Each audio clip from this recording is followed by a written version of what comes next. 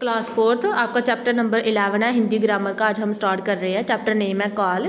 नीचे लिखे वाक्यों को पढ़ना और समझना है। सौम्या पुस्तक पढ़ रही है। श्रेया ने खाना खाया। आकांक्षा आज जाएगी।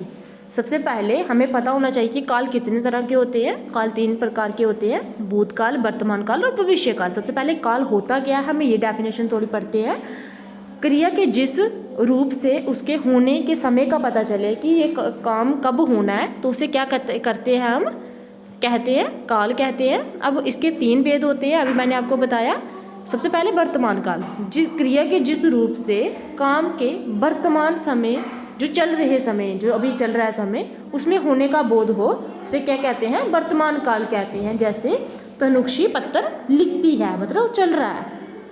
रुचि खाना खा रही है, मतलब अभी हो रहा है। ऐसे बड़ा सारे दिए हुए हैं आपके एग्जाम्पल्स। भूतकाल में क्या होता है, क्रिया के जिस रूप से काम के बीते हुए समय का होने का, मतलब जो कल कर दिया, जो पहले हो चुका है, उसका समय हो, उसे क्या कहते हैं, भूतकाल कहते हैं। जैसे राहुल ने गीत गाया, रोहित पढ़ रहा था, गाया, पढ़ रहा था, ये सारे क्या है, भूतकाल है, जो हो चुका है समय उसके हैं। भविष्य काल है, जो आने वाला है। क्रिया के जिस रूप से काम के आने वाले समय का होने का बोध हो ना, उसे क्या कहते हैं, हम भविष्य काल कहते हैं। जैसे वह कल जाएंगे, प्रतिभा गायिका बनेगी। ये और भी एग्जाम्पल दी हुई हैं, वो आपने खुद पढ़नी है।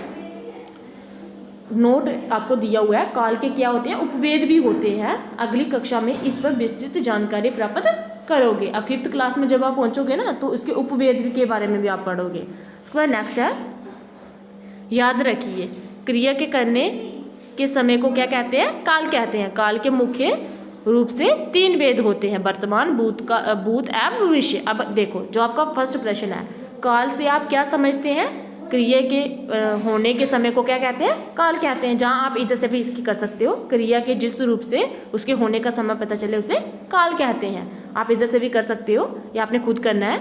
और काल के कितने भेद होते हैं, काल के 3 भेद होते हैं। ऊपर भी दिया हुआ है, पढ़िए समझिए में, इधर भी दिया हुआ है। ये काल के नीचे काल के मुख्य रूप से 3 भेद होते हैं। सिर्फ आपने लिखने कौन कौन से होते हैं, भूतकाल, वर्तमान काल और भविष्य काल, आपने सिर्फ लिखने हैं।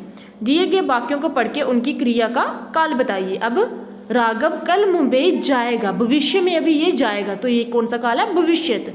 शायद आज बारिश हो मतलब शायद है, अभी हुई नहीं है ना, हो चुकी है, हो भी नहीं रही है, मतलब होने वाली है, हो, तो भविष्यत काल है। बच्चे मैदान में खेल रहे हैं, मतलब वर्तमान है, चल रहा है।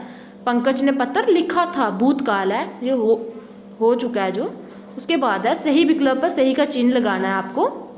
काल के कितने भेद होते हैं, काल के 3 भेद होते हैं। अभी आपने पढ़ा, काम के आने वाले समय में होने का बोध किस काल में होता है, वर्तमान काल में होता है। उसके बाद है, पंकज कल मुंबई जाएगा, किस काल का उदाहरण है, भूतकाल का है,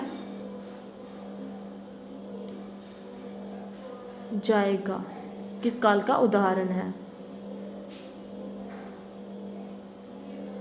सॉरी, ये भूतकाल का नहीं है, ये भविष्यत काल का है, क्योंकि वो कल मुंबई जाएगा है, तो ये आएगा भविष्यत काल में, भूतकाल में नहीं आएगा।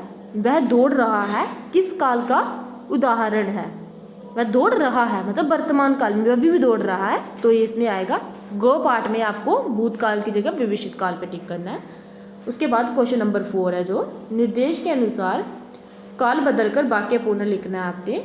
मैं पुस्तक पढ़ता हूँ, भूतकाल में कैसे लिखा होगा, मैंने पुस्तक पढ़ी, पहले हो चुका है। मोहन ने पत्र लिखा था, वर्तमान काल में कैसे लिखेंगे, मोहन पत्र लिखता है।